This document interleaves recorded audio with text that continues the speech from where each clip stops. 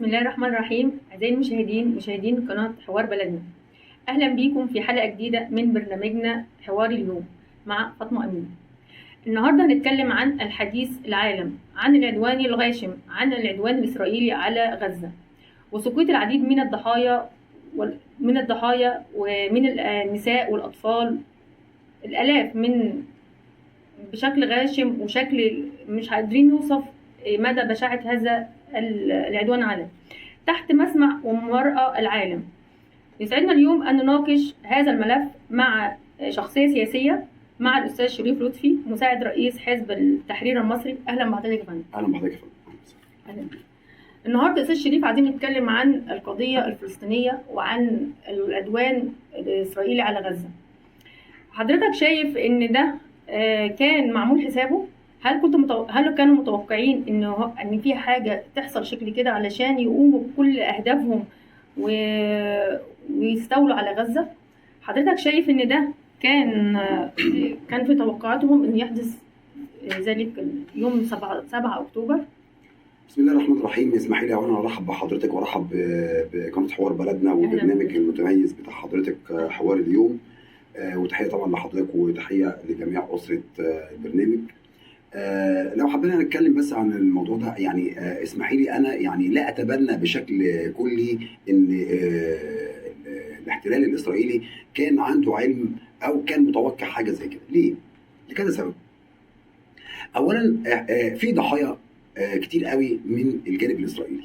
طبعا لا تقاس شكلا ولا موضوعا مع الشهداء الفلسطينيين، ولكن ما تنسيش حضرتك ان النهارده الموضوع ده لو موجود فالمجتمع الاسرائيلي هيحمل السلطه الاسرائيليه او يحمل نتنياهو بشكل خاص ان المسؤوليه عن الموضوع دوت. يعني مش معقوله هم مستنيين عشان يمات من عندهم. احنا نعرف ان هو تم قتل من عندهم حوالي مثلا 1000 شخصيه او 1000 مواطن، وتم اسرى بعض الناس، فمش معقول هم مستنيين الموضوع ده.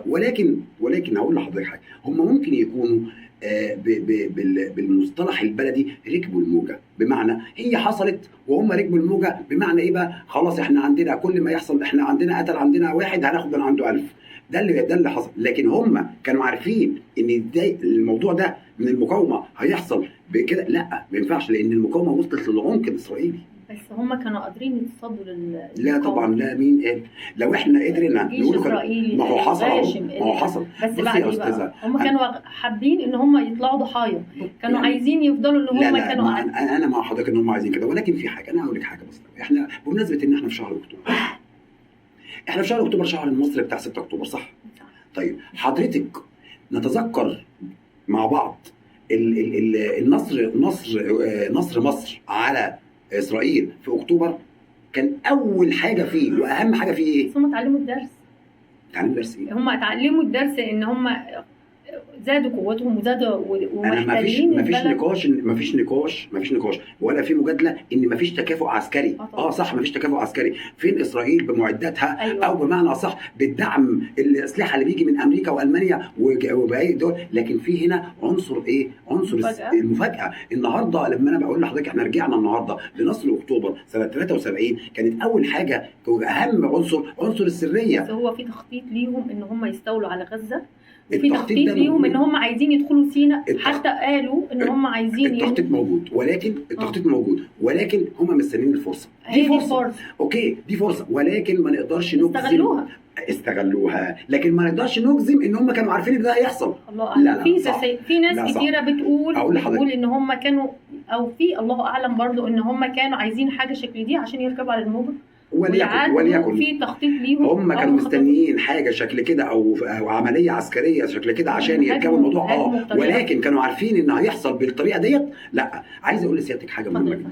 المجتمع الاسرائيلي، المواطن الاسرائيلي عنده غالي جدا، الجندي الاسرائيلي غالي جدا، فهو مش هيضحي بالكم الكبير اللي حصل في القتل عنده عشان خاطر هم جابوا اطفال او جابوا شهداء من مكان ما وقالوا دول شهداء اسرائيليين، وهو ما كانش. اولا انا طبعا اتحفظ على كلمه شهداء لان الشهيد لا يطلق الا انا قصدي ان هم قالوا طب معلش يعني، طب ما في صور راحت لرئيس الولايات المتحده الامريكيه جو بايدن على الاطفال اللي هم قتلوا وذبحوا، ماشي، ولكن الكلام ده عارف تماما من الصحه، ليس له محل من الاعراب، ولكن هم مش مستنيين لكن هم بقى انا معاك ان هم ركبوا الموجه. ازاي بقى؟ احنا حصل فينا وحصل فينا وحصل فينا، واحنا بقى متاح لنا نعمل كل حاجه.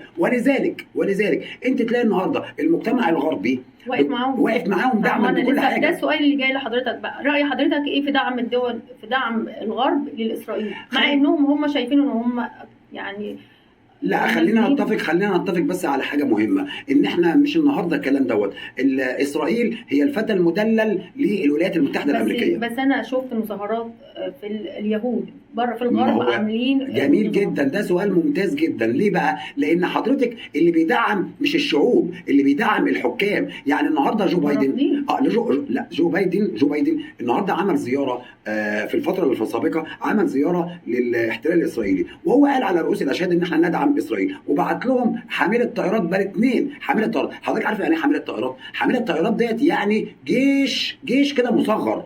ولذلك حصل ايه بقى في نفس الوقت اللي كان فيه جو بايدن، كان في اثناء الزياره عفوا كان في اثناء الزياره في اسرائيل حصل ايه؟ اقتحم الشعب الامريكي، اقتحم الكونجرس. ليه بقى؟ رفضا على التعامل الامريكي مع اسرائيل. على فكره الحكام الغربيين الذين يدعمون الاحتلال الاسرائيلي شعوبهم ترفض ذلك تماما. ولذلك اقول لحضرتك حاجه، النهارده تلاقي المظاهرات في بريطانيا وانجلترا وكل المظاهرات موجوده. وهنا بنقول ان الحكام ليسوا على قلوب شعوبهم.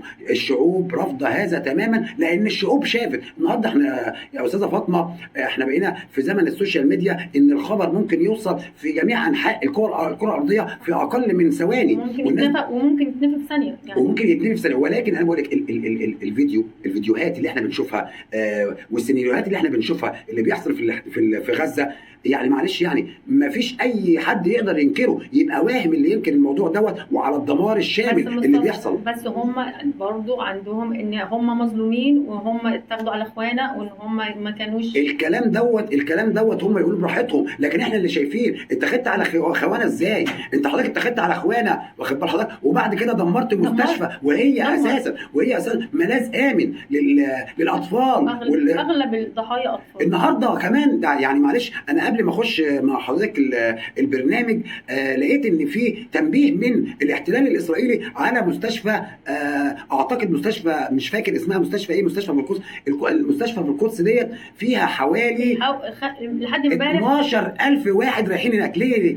في نقطه مهمه الناس هنا شويه، دور العباده والمستشفيات هي ملاذ امن. طبعا هم بيحاولوا باتصالاتهم وبيدوا لهم تحذيرات انهم. طب انا هقول لحضرتك حاجه، هو هل يعقل حضرتك ان الروايه اللي تبناها الجيش الاسرائيلي او الاحتلال الاسرائيلي او دوله اسرائيل بالكامل، ان احنا ضربنا المستشفى عشان خاطر في تحتيها حركه حماس مستخبيه تحتيها؟ هل هذا يعقل؟ حتى هم ما قالوش احنا اللي ضربناها، ده قالوا لا، ده هم تبنوا اكتر من روايه. قالوا ان في صاروخ من المقاومه هو اللي ضربها. طبعا ده كلام لا محل له من الاعراب. لحد امبارح مش عارفين النهارده كام برضه اختار ان هم يخلوا المستشفى بالظبط كده. فانا عايز اقول لك حاجه، يعني احنا خلينا بس نتفق على انهم ما عندهمش التوقع ان ده يحصل، لان احنا مش عايزين نقلل من العمليه العسكريه اللي قامت بيها. مش بنقلل والله، لا احنا عايزين، احنا بنفترض احنا نفترض ايضا احنا معلش رد الفعل بقى يا استاذ شريف، احنا بنشوف رد الفعل اللي هو قامت بيه اسرائيل، يعني هو رد الفعل مش متوقع. لا اصلا مش، انا اسف يعني هو مش، انا اسف في اللفظ، هو يعني ما بين قوسين كده هو مش هيطبطب عليكي، هو مستني حاجه زي كده. وعلى فكره هو هيفضل راكب الموجه ديت لحد امتى بقى حضرتك تتوقع بقى استمرار الحرب؟ اولا قبل ما اقول لحضرتك اتوقع ايه بمنظور سياسي، اقول لسيادتك اولا تحيه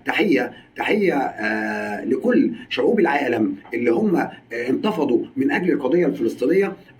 تحيه لبعض، لا مش هنقدر نقول لبعض، لكل الدول العربيه اللي تبنت الدفاع عن القضيه الفلسطينيه. تحيه للشعب المصري اللي انتفض في جميع انحاء جمهوريه مصر العربيه، واحنا كلنا شفنا الفيديوهات ديت. بصي هو مش كفايه، هو لازم الشعوب العربيه احنا قلنا بس كفايه قفل مش راضيين المعبر اللي هو مش عايزين بصي يا يدخلوهم أستاذ فاطمة، بالدعم. معلش اسمحي لي، انت حضرتك بتتكلمي النهارده وانا يمكن سالت حضرتك سؤال قبل التسجيل، يعني الكلام مفتوح، فقلت لي احنا ما عندناش اي سقف فبنتكلم براحتنا.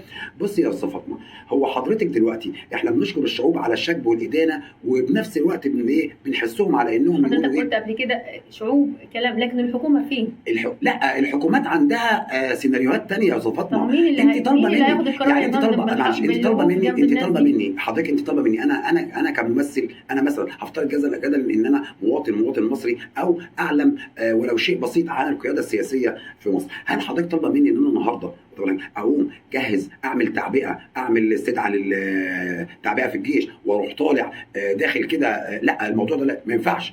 اولا ما ينفعش ان احنا الجيش العربي فين؟ زي ما النهارده شفنا من بعض هتافات الشعوب، الجيش العربي فين؟ عليهم الناس اللي بتموت هيخلصوا لسه ما هم احنا بنقول ايه بقى؟ احنا بنقول لابد وان يتبنى الشعوب والحكومات العربيه الضغط ثم الضغط ثم الضغط على الاحتلال الاسرائيلي حتى يفتح المعبر ودخول المساعدات الانسانيه والطبيه الى اهل غزه. ما وصلناش لحته التشابك العسكري يا استاذ فاطمه، مش يعني احنا مش عايزين نوصل للحته دي، لان انا اقول لحضرتك حاجه، يعني معلش حضرتك طبعا اكيد يعني استضفتي شخصيات سياسيه يمكن تكون اعلم مني. حضرتك عايز اقول لسيادتك حاجه، لو حصل اشتباك عسكري من بعض انت بصي هتبقى حرب اقليميه، وعلى فكره وفي ناس هتتبنى الموضوع، هياخد شكل ايه؟ هياخد شكل مش حضرتك متوقع ايه اللي هيحصل بعد كده؟ حضرتك كسياسي ومخضرم وعارف ان ممكن ايه اللي يحصل؟ انا اتوقع اولا ان طبعا في حاجه حصلت جديده، يعني يعتبر بالامس ان تم الافراج عن 2 من الاسرى، لا امريكان 2 من الامريكان. ده يهدي الموضوع شويه؟ لا مش يهدي الموضوع. بص اقول لحضرتك حاجه، معنى ان المقاومه الفلسطينيه ابدت ان رغبتها في التفاوض، فهي النهارده بعتت وافرجت عن 2 على فكره دوت بوساطه قطريه. وطبعا برضو تسمحي لي ان انا اوجه الشكر لدوله قطر الشقيقه على انها تبنت وتوسطت للافراج عن الرهينتين دول. انا اتوقع ان في طبعا حضرتك برضو عارفه ان في مؤتمر تبنته مصر ومنعقد في مصر حاليا في العاصمه الاداريه، وطبعا برضو اتوجه بالتحيه لجمهوريه مصر العربيه بانها تتبنى السلام. النهارده في مؤتمر سلام تم انعقاده في العاصمه الاداريه في جمهوريه مصر العربيه. اتوقع ان في الايام القليله القادمه سوف يفتح المعبر، ويسمح بدخول المساعدات الطبيه والغذائيه لاهلنا في غزه. اتوقع ان ممكن بواسطات عربيه نرجع لطاوله المفاوضات مره اخرى، نتفاوض، ده عشان خاطر يعني عشان لا، وبعدين عشان خاطر مثلا ايه، حقنا لدماء الابرياء والنساء والاطفال التي تسال في كل ساعه. لكن اسمحي لي عفوا، اسمحي لي اقول ان اسرائيل ركبت الموجه كويس، عملت يعني شكل كبير جدا. هم بيستغلوا الطرق لدرجه ان هم قالوا نوديهم قناه سينا، قعدتهم في سينا بقى. لا موضوع سينا دوت احنا قلنا هم طمعانين فيه من زمان، هم عايزين. انا كان ليا لقاء برنامج واتكلمت فيه على ان موضوع سينا وتهجير اهل غزه لسينا ده خط احمر تماما، وليه اسبابه. احنا مش هننقل الحرب من غزه نجيبها سينا. وبعدين خدي بالك لو المقاومه بدات تيجي من غزه لسينا، احنا كده هنخش في شكل مباشر. احنا هنبقى في شكل مباشر، واحنا يعني في غنى عن هذا. احنا بنقول ان احنا عايزين كلنا نعيش في سلام، واعتقد ان كيفما خرجت توصيات المؤتمر بحل الدولتين والسلام والامان للمواطن الفلسطيني. وانا بقى بشدد على الجمله ديت، السلام والامان للمواطن الفلسطيني قبل المواطن الاسرائيلي، لان فلسطين المواطن الفلسطيني دي ارضه، دي بلده، دي اجداده، دي احفاده، دي اولاده. ما ينفعش ان هو نقول ان هو يتخلى عن جزء منها. وانا ابرأ باهل غزه ان هم يسيبوا ارضهم لانهم اشرف من كده. واحنا يمكن كان لنا تواصلات مع ناس بيقول لا، هم عندهم استعداد يموتوا على ارضهم، ولا انهم يتهجروا ليله ولا لسينا ولا حتى الجزء من الاردن. طب حضرتك شايف اخر سؤال بقى، شايف تأثير ايه الحرب على المحيط العربي والاسلامي؟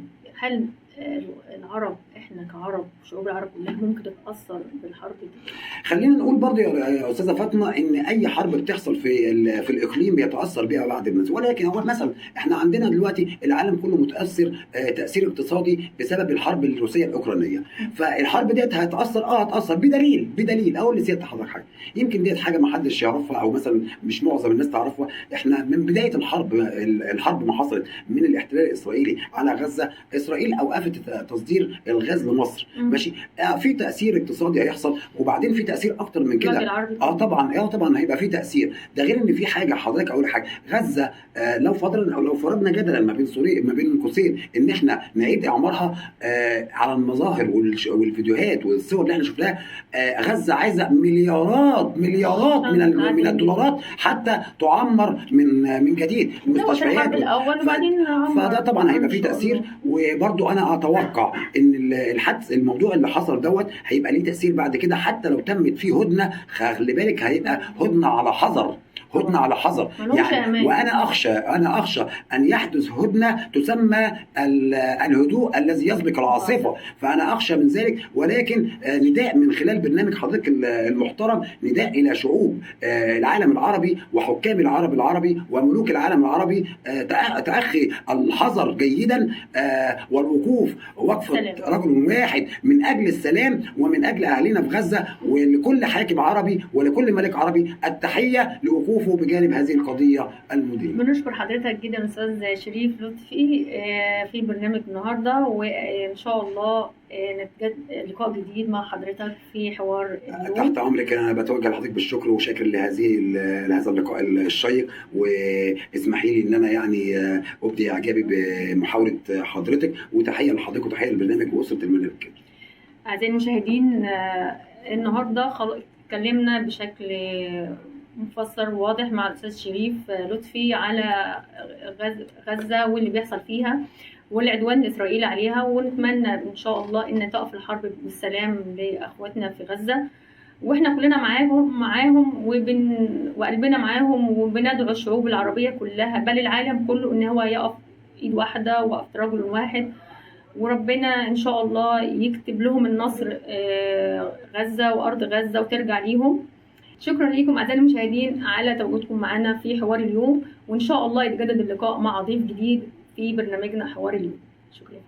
شكرا.